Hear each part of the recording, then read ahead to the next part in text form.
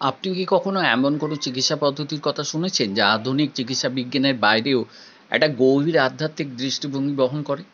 Doctor Thomas নিরঞ্জনের চিকিৎসা দর্শন শুধুমাত্র ওষুধের উপর নির্ভর করে না, বরং এটি আমাদের শরীর, মন এবং আত্মার এক নিখুঁত ভারসাম্য স্থাপনের কথা বলে। আসুন, আজ আমরা জানব কিভাবে ডক্টর থমাসের চিকিৎসা দর্শন হাজারো মানুষের জীবনে পরিবর্তন আনছে।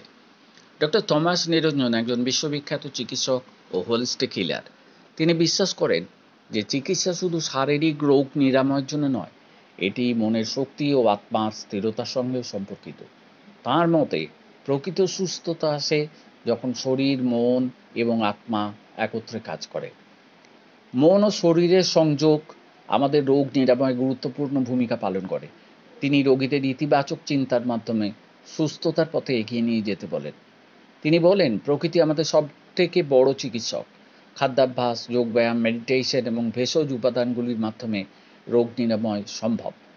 কেবলমাত্র শারীরিকভাবে সুস্থ হওয়াই যথেষ্ট নয়, মেডিটেশন, প্রার্থনা এবং আত্মোপলব্ধির মাধ্যমে আধ্যাত্মিক সুস্থতা করা যায়। সুস্থতার জন্যে আমাদের দৈনন্দিন জীবনের অভ্যাসগুলি অত্যন্ত গুরুত্বপূর্ণ। ঘুম, ডায়েট, ব্যায়াম এবং মানসিক প্রশান্তির জন্যে সময় দেওয়া দরকার। সাধারণ চিকিৎসা শুধুমাত্র লক্ষণ দূর করার উপর ভিত্তি করে, কিন্তু ডক্টর নিরঞ্জনের রোগের মূল কারণ খুঁজে তার সমাধান করার উপর জোর দেন। তিনি শুধুমাত্র ওষুধের উপর নির্ভর করেন না, বরং মানুষের অন্তর্নিহিত শক্তিকে জাগিয়ে তোলার মাধ্যমে রোগ সারানোর পক্ষেই নিদান দেন। তার মতে যোগব্যায়াম ও মেডিটেশনের মাধ্যমে শরীরের রোগ প্রতিরোধ করার ক্ষমতা বৃদ্ধি পায় এবং এটি আমাদের মন ও শরীরের ভারসাম্য ঠিক রাখে। কিভাবে আমরা তার দর্শন থেকে উপকৃত হতে পারি? প্রতিদিন মেডিটেশন করুন, প্রাকৃতিক খাদ্য খান, নিয়মিত যোগব্যায়াম করুন, ইতিবাচক চিন্তা করুন। নেতিবাচক চিন্তা শরীরের ক্ষতি করে, তাই সবসময় ভালো দিকগুলোর ওপর মন দিন।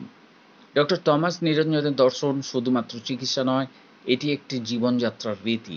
যদি আপনি সুস্থ থাকতে চান, তাহলে এই দর্শন থেকে শিক্ষা নিন এবং আজ থেকেই আপনার জীবনে পরিবর্তন আনুন।